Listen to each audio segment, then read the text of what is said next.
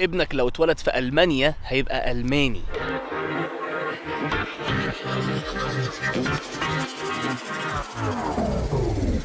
Welcome to Germany. بق وسؤال بيجيلي كتير قوي قوي قوي قوي على السوشيال ميديا من ناس كتيرة بتفتكر انك انت اول ما هتخلف ابنك هيبقى ألماني او معاه اقامة دايمة او عايش طول حياته هنا او هيعمل اللي هو عايزه وهياخد نفس الحقوق بتاعته زي الألماني بالظبط.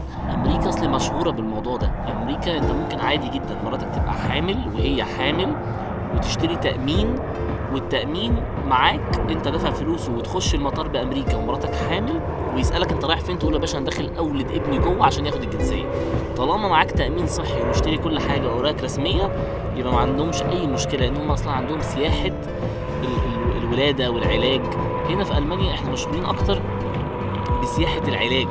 في ناس كتير قوي بتيجي من بره تتعالج هنا عندنا في مدن معينة زي بون مثلا، زي هايدلبرج.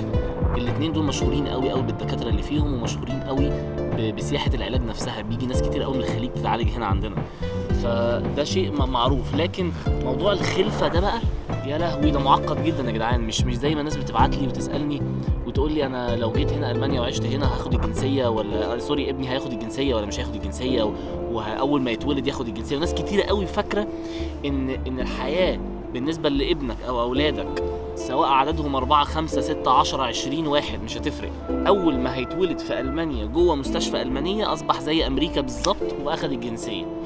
هو ممكن ياخد الجنسيه بس لازم لها شروط معينه. قبل اي حاجه يا جماعه لو انت جديد عندي هنا في القناه ما تنساش يا معلم اعمل سبسكرايب حلو، وخش اتفرج على بقيه الفيديوهات التانيه، لان في ناس بتسالني اسئله كتير جدا اجابتها موجوده في مليون فيديو انا عملته قبل كده.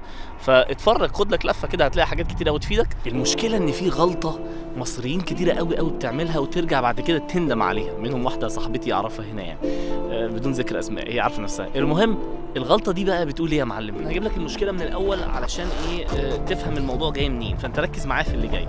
بص ناس كتير قوي قوي بتستغنى عن جنسيتها المصريه مقابل ان هي تاخد الجنسيه الالمانيه. انا مش بحكم عليك في الحته دي، اعمل اللي انت عايزه، بس ليها عواقب يا معلم لازم تشيلها. ايه هي بقى؟ لما تيجي ربنا ويكرمك وتخلف وتيجي تعيش في المانيا وتخلف ابنك في المانيا، انت لسه مصري، انت مراتك مصريه، يبقى انتوا الاتنين مصريين. اذا استحاله ابنك ياخد الجنسيه الالمانيه طالما انتوا الاتنين مصريين، وطالما مفيش واحد فيكم خالص معاه الجنسيه الالمانيه. ففين بقى الغلطه؟ بتيجي من هنا. ناس كتيره قوي قوي بتسخن مع الموضوع وبتتنازل عن الجنسيه المصريه وبتيجي تاخد الالمانيه، لانك انت من شروط الجنسيه الالمانيه علشان تبقى الماني لازم تتنازل عن المصريه اساسا. ده موضوع كده كلنا عارفينه ومعروف جدا، وهم دلوقتي بيحاولوا يغيروه في البرلمان ان الشخص يبقى عنده جنسيتين. يعني انا اقدر احتفظ بالجنسيه المصريه وفي نفس الوقت اخد الجنسيه الالمانيه. بس انا مش بتكلم على كده خالص دلوقتي، انا بتكلم معاك في حته انك انت لما تتنازل عن المصريه عشان تاخد الالمانيه. انا عارف ان ناس كتير قوي هتكتب لي يا عم بقول لك ايه فكك وجنسيتك ايه وهري ايه ومش هري ايه، خليك في الالماني، الباسبور الالماني اقوى. حلو احتفظ برايك، بس انا ليا راي تاني بقى، انك ما تتنازلش عن المصريه بسهوله. ليه؟ بص يا معلم في مشكله كبيره قوي قوي في المانيا. انت مصري، انا بتكلم على اخواتنا المسلمين، مش بتكلم على اخواتنا مصريين او اي جنسيه تانية مسيحيه. انا بتكلم على كاني انا اسلام، اسمي اسلام مصري مسلم. المانيا فيها عيب كبير قوي قوي في الحته دي، ان هو مش بيعترف بدينك. انسى والله العظيم، مش بيعترف بالدين بتاعك، مش معترف ان في حاجه اسمها الدين الاسلامي. ده معناه ايه اسلام؟ وبتتكلم انت عن ايه؟ بتكلم يا باشا على انك انت لما ربنا يكرمك وتخلف وابنك يبقى مصري زي ما هو، وحبيت تديله الجنسيه الالمانيه لانك انت اتنازلت عن الجنسيه المصريه واخدت الجنسيه الالمانيه، عمرهم استحاله اتشقلب لي واتحدى اي مخلوق فيكم، عمرهم ما هيسجلوا ابنك ان هو مسلم. استحاله، لان في القانون نفسه عندهم وفي الاوبشنز والاختيارات عندهم، هم بيسجلوا الجنسيه وبيطلعوا له الباسبور والكلام ده كله، عندهم اختيارين او 3 بس: المسيحيه فقط لا غير، وجوه المسيحيه عندهم حاجه اسمها ايفانجيليش وعندهم حاجه اسمها الكاثوليك، انواع يعني طوائف المسيحيه. والاختيار الثاني هو حاجه اسمها others، يعني حاجات اخرى، اختيارات اخرى. ايه بقى الاختيارات الاخرى؟ ماليش فيه بقى، انا ماليش فيه. انت مسلم، انت بوذي، انت هندي، انت اي حاجه في الدنيا انا ما يخصنيش. انت اختيار اخر بالنسبه لي في المانيا، لكن ما يكتبليش ان هو مسلم خالص. فده اكبر عيب انا بوجهه نظري، لان ابنك بيطلع بدون هويه في حته الدين. انت بتعلمه وبتربيه وبتفهمه انك انت مسلم وبتخليه يصلي وكل الكلام ده كله، بس مفيش حاجه تثبت الحته دي. انت فاهم النقطه فين؟ هتقولي يا اسلام ما هي مش مشكله. ايه المشكله؟ ما انت ابنك مسلم وهيصلي وهيروح المسجد وكل حاجه. يا باشا مفيش مشكله، بس لو تفكر معايا كده بمخك وتروح معايا لبعيد شويه، هتكتشف ان ربنا ممكن يفتكرني. ربنا ممكن يفتكرني ويفتكر مراتي ويفتكر كل اللي حواليا. ربنا ممكن يموتني في اي لحظه، انا ممكن اموت في اي لحظه. طب لما اموت انا في اي لحظه، مين اللي هيربي الواد بقى؟ فاهم ازاي؟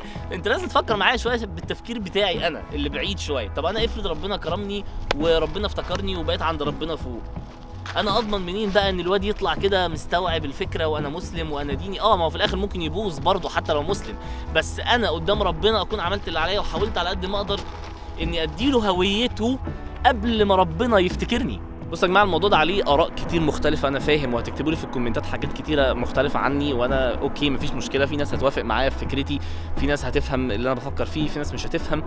بس انا شايف ان مهم جدا ان البني ادم لما يكبر يبقى عنده هويه، ما يبقاش عنده حته انا مش عارف انا مين وفين، بس انا بصلي. طب انا بصلي ليه؟ طب انا مفيش اثبات. طب انا لما باجي اطلع ورقي رسمي ما بيطلعليش ان انا مسلم. هو انا ايه ما تخليش الجدل ده يخش دماغ ابنك وهو بيكبر. ده من رايي الشخصي.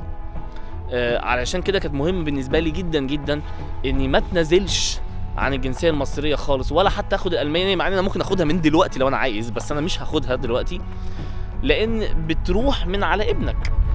والميزه بقى، الميزه في جنسيتنا المصريه في الحته دي هنا عندي في اوروبا ايه؟ اقول لك بقى، دينك مكتوب. شهاده الميلاد بتاعتنا في مصر لما باجي اطلعها بيتكتب فيها اسمي واسم ابويا وجدي واصلي وكل حاجه في الدنيا، وكمان بيتكتب دينك. هنا بقى في المانيا ما بيطلعش الكلام ده. ليه بقى يا ريس؟ بيطلع يا معلم اسم الطفل والاسم اللي انت تختار انك تحطه. يعني ما ينفعش احط انا اسمي بالكامل خالص، لان انا اسمي 5 اسماء. هو انت عندك الاسم الاول والاسم الاخير، وعندك اسم في النص تحط كده فيه اسمين اخرك، ففي الاخر مجموع الاسماء كلها مش هيكفي اسمك الحقيقي، فبالتالي لازم اسم يقع. اصلك مش مكتوب بالطريقه القويه اللي زي عندنا في مصر كل الاجداد لغايه اخر اسم. دينك مش مكتوب، هيبقى مكتوب اخرى. فده موضوع مضايقني جدا انا شخصيا. الموضوع ده كله مش موجود عندي في الجنسيه المصريه، ومش موجود عندي في شهاده الميلاد. فدي ميزه، وميزه كبيره قوي، ان انا ابني لما يجي يكبر او بنتي لما تيجي تكبر تبقى عارفه انا هويتي مين، وابويا وامي وجدي وكل اللي خلفوني جايين منين، واسميهم ايه كمان. انت فاهم؟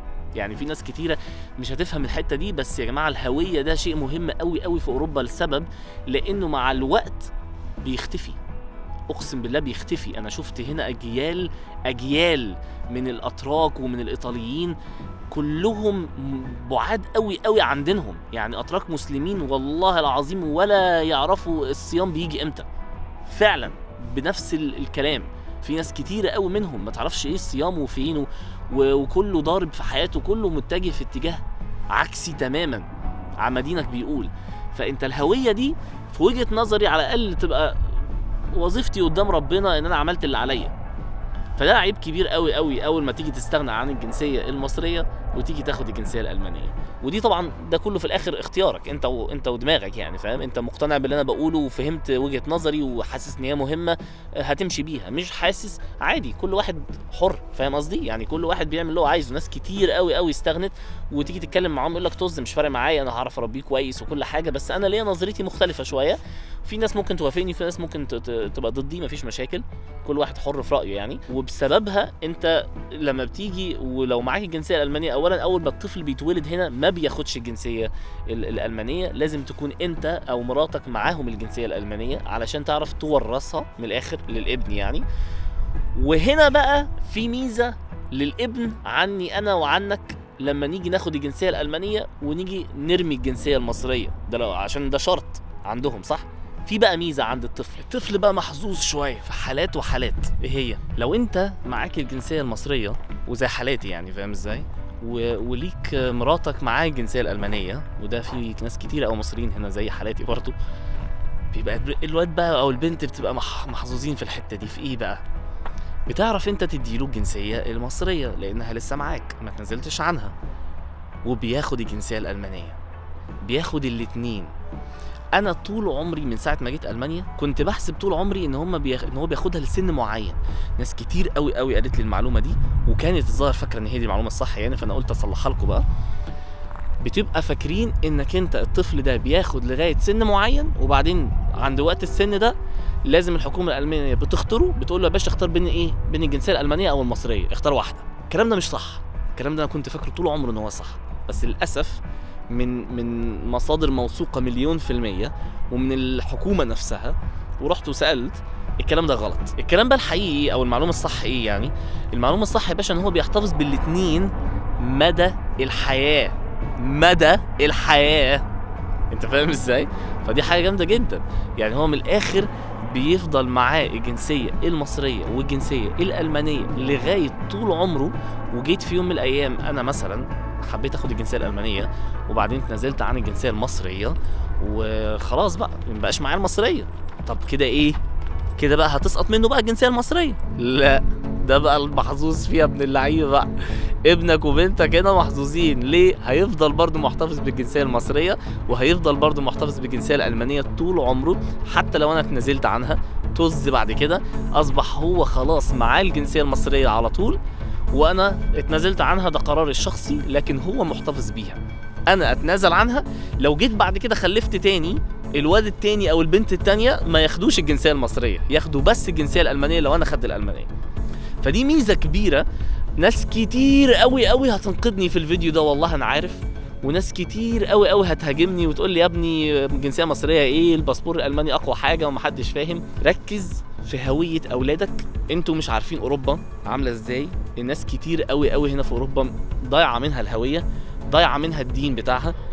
الدين اهم حاجه في وجهه نظري، ان الطفل يطلع كبير مسلم متدين فاهم ربنا فين، فاهم الصلاه يعني ايه. ديت مهمتك في حياتك لاولادك. فلو انت عندك شك ولو لحظه ان هي هتطير بسبب الجنسيه والباسبور، ما انت قاعد في المانيا ومبسوط والحمد لله على كل شيء. فانت ليه عمال تزقها للاخر؟ حافظ على دين اولادك، حافظ على الحته دي. ناس كتير هتهاجمني، بس انا عندي اهم حاجه هي حته الدين وحته الهويه، لان انا شفت بلاوي كتير هنا في اوروبا من ساعه ما جيت، دي وجهة نظري. ناس كتير قوي ممكن تبقى ضدي، بس كل واحد وليه رأيه. واتمنى يكون في حد استفاد بكم معلومة انا قلتها، واتمنى تكون الناس فهمت. وبقى ما اعرفش بقى هل انت معايا ضدي، اكتب لي تحت في التعليقات وعرفني رأيك ايه. برضو احب اسمع وجهة النظر الناس التانية، مفيش مشكلة. وربنا يسترها علينا وعلى اولادنا بقى اللي هيجوا في الطريق، وربنا يسترها فعلا على دينهم وعلى كل حاجة احنا بنورثها ليهم.